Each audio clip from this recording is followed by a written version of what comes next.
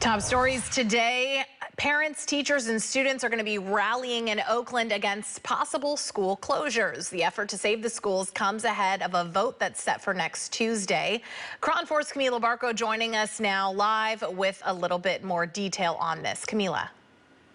Yeah, so Noel, in about an hour, another rally is going to be held. Teachers, parents, students, they're going to be at one of these schools to fight to keep them open. They argue that closing these buildings could impact the communities in which these schools are at. And like you said, Noel, this is all ahead of the school board meeting on Tuesday. The board then will decide which schools they should close or merge over the next 2 years, and they're considering up to 16 schools.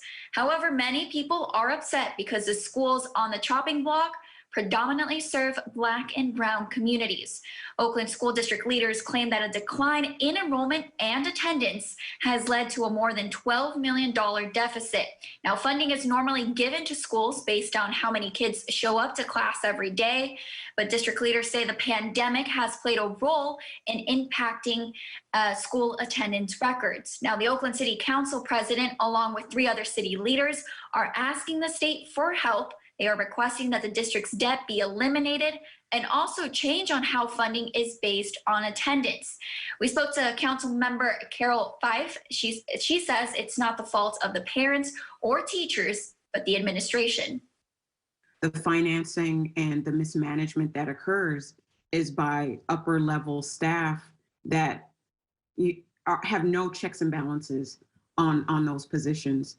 And so with the recurring changes in the state legislation that give our superintendent of schools more authority over our finances, and then we keep ending up in this position, I think there's something that we need to audit that looks at what's actually happening with the schools, because it is not the fault of the principals or the teachers or anyone else at these sites.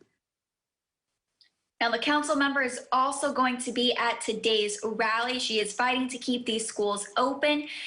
She will be at Prescott Elementary. It's one of the schools that is being considered to close. It's located at 920 Campbell Street, and it starts at 10 a.m. She will lead the walk around the neighborhood. Now, Noel, many people are questioning the timing of this announcement. Just less than 2 weeks ago, one school board member alerted parents and students about this on social media, and now on Tuesday, the fate of these schools lies on the board members. We've been reporting on this since it first started about 2 weeks ago, and we've been covering it since then. And of course, we'll keep you updated on the board's decision when it comes on Tuesday. For now, back to you. Yeah, it definitely has happened pretty quickly from point of, understanding and notice that this might be happening to a vote. So like you said, we've been following it every step of the way, and we'll continue to do so. Camila, thank you for that report.